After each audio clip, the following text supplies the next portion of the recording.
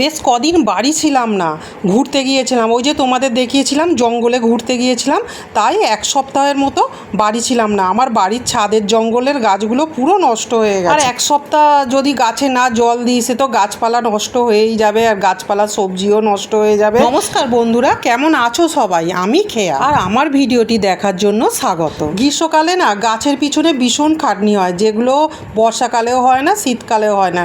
ঠিকঠাক মতো খাবার না দিলে, জল না দিলে গাছ পুরো নষ্ট হয়ে যায়।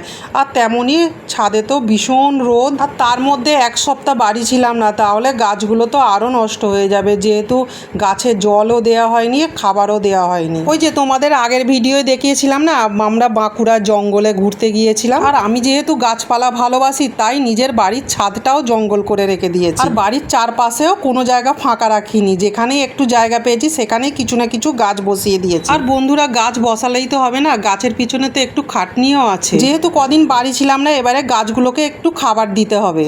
খাবারের মধ্যে আমি তেমন কিছু খাবার দেব না, 1 বছরের পুরানো গোবর সার দেব, তার সঙ্গে একটু খোল দেব, আর একটু ডিমের খোসা মেশানোই দেব। এই খাবারই আমি দিই আমার প্রতিটা গাছে, তেমন কিছু আমি খাবার দিইও না। আর ওই যে ডিমের খোসাটা দেখতে পাচ্ছ, আমি ডিমের খোসাটা গুঁড়িয়ে রেখে দিয়েছি, আর গোবর সারের সঙ্গে মিশিয়ে আমি ডিমের খোসাটাও আর একটু গাছের গোড়ায় দিয়ে দেবো, তার সাথে একটু খোলও দিয়ে দিয়েছি। আর এই জৈব সারটি আমি সব গাছের গোড়াতেই দিই, যেমন সবজি গাছের গোড়াতেও দিই আর ফুল গাছের গোড়াতেও দিই। এইগুলো আজকে যেমন আমি কয়েকটা জবা গাছের গোড়ায় দিচ্ছি, আবার সবজি গাছের গোড়ায় এই সেম খাবারই দিই। আর এই খাবারটি দেবার পরে একটু সবজির খোসা পচানো জলও দিই, বা কলার গাছের ছাল ভেজানো জলও দিই, বা কলার ছাল ভেজানো জলই দিই।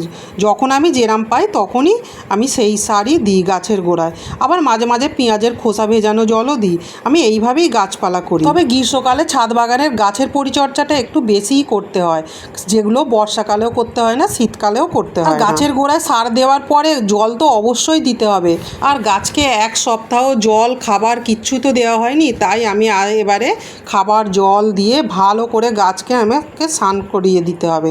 আর এই স্নান করানোটা আমি দুবেলাই করে দিই, আর বেশি এটা আমাকে গ্রীষ্মকালেই করতে হয়। আমার ছাদ বাগানের গাছের মাথার দিকে তো কোনো ছাউনি করা নেই, ওই জন্য রোদটা বেশিই লাগে, আর সেভাবে ছাউনি করার ব্যবস্থা নেই যেহেতু। আর আমার ছাদটি খুবই ছোট, তাই আমাকে গাছে দুবেলা স্নান করাতে হয়। আর দুবেলা স্নান করালে গাছগুলোও ভালো থাকে, অনেক পোকামাকড়ের হাত থেকেও গাছগুলোকে রক্ষা করা যায়, কীটপতঙ্গও ধরে না, মিলিবাগও ধরে না।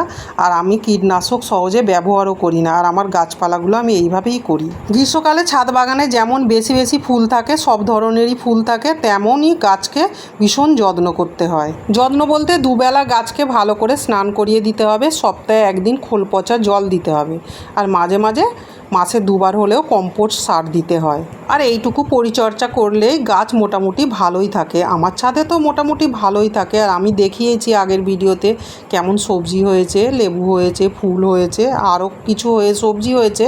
আর তোমাদের তো ছাদ বাগানে সবজি তোলার ভিডিও আমি অনেকবার দেখিয়েছি, বাড়ির চারপাশে আনাচে কানাচে সবজি তোলার ভিডিও দেখিয়েছি, তেমন আজকেও অনেকগুলো আমার সবজি হয়েছে।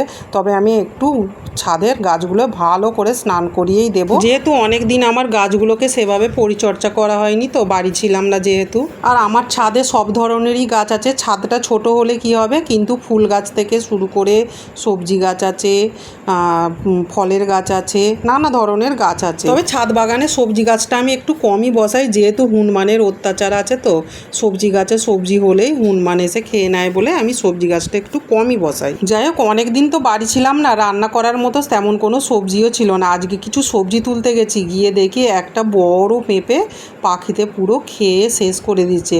কত বড় পেঁপেটা, এই একটা বড় পেঁপের দাম কত হবে বলো তো?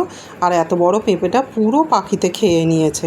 ঠিক আছে, কিছু করার নেই, ছাদ বাগান থাকবে আর পাখি থাকবে না, ইঁদুর থাকবে না, হনুমান থাকবে না, তাই কখনো হয়? সবাই মিলেই খাওয়া হবে, তাই পেঁপেটা খেয়ে নিয়েছে, আর কিছু করার নেই, যেহেতু বাড়ি ছিলাম না। আর কিছু আমার লাউ গাছ আছে, লাউ গাছটা আজকে কাটবো না, লাউ শাক যেহেতু সবজি রান্না করব না, অন্য সবজি রান্না করব, দেখি পাই কি। গ্রীষ্মকালের লাউ গাছ গো বন্ধুরা, দেখেছো তো লাউ গাছটা কত সুন্দর হয়েছে, সামান্য পরিচর্যাতেই আমার এত সুন্দর লাউ গাছ হয়েছে। যাই হোক, পাকা পেঁপেটা তো খেয়ে নিল, আজকে একটি কাঁচা পেঁপেই পেরে নেবো। আর পেঁপেগুলো কত সুন্দর হয়েছে দেখেছো, আর এরম আমার 3-4খানা পেঁপে গাছ আছে।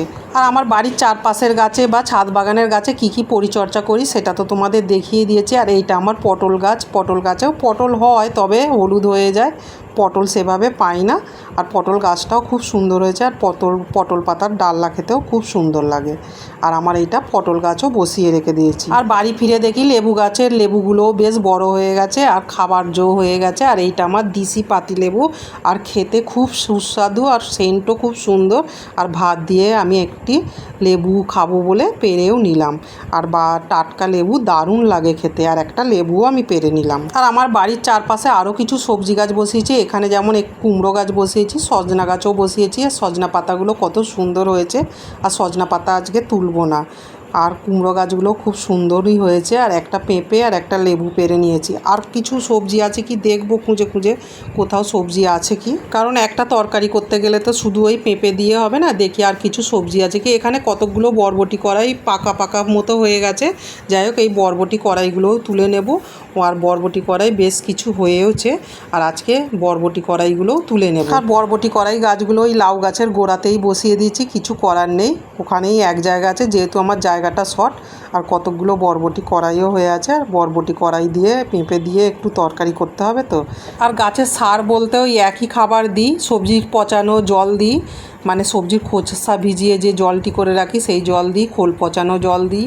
আর একটু গোবর সারের সঙ্গে যে একটু মেশাই, একটু ডিমের খোসা, পেঁয়াজের খোসা, এই সমস্ত দিয়েই আমার গাছের সবজি আর গাছপালাও খুবই সুন্দর। যাই হোক, মোটামুটি একটি পেঁপে আর কয়েকটা বরবটি কড়াই তুলে নিয়েছি। এবারে বেগুন গাছ থেকে বেগুন তুলবো। বেগুনও হয়ে আছে কয়েকটা, বেগুন তুলে নেব। মোটামুটি আমার একটা তরকারি করার মতো সবজি হয়েই গেছে।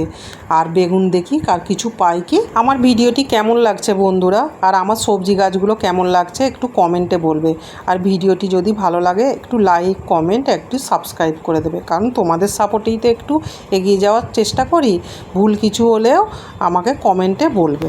তাহলে মোটামুটি তরকারি করার মতো বেগুন পেয়ে গেছি, পেঁপে পেয়ে গেছি। আর এবারে কয়েকটা উচ্ছে তুলে নেব। আর আমার গাছে কয়েকটা উচ্ছেও হয়েছে, আর উচ্ছেগুলোও তুলে নেব। উচ্ছেগুলোও বেশ বড় হয়ে গেছে। আর উচ্ছে গাছের পরিচর্যা কিভাবে করেছি সেগুলোও তোমাদের আমি দেখিয়েছিলাম। তবে এই উচ্ছে গাছটা আমার ছাদ বাগানেই করেছি, কারণ উচ্ছে গাছের থেকে উচ্ছে তো আর হুনমানে খাবে না।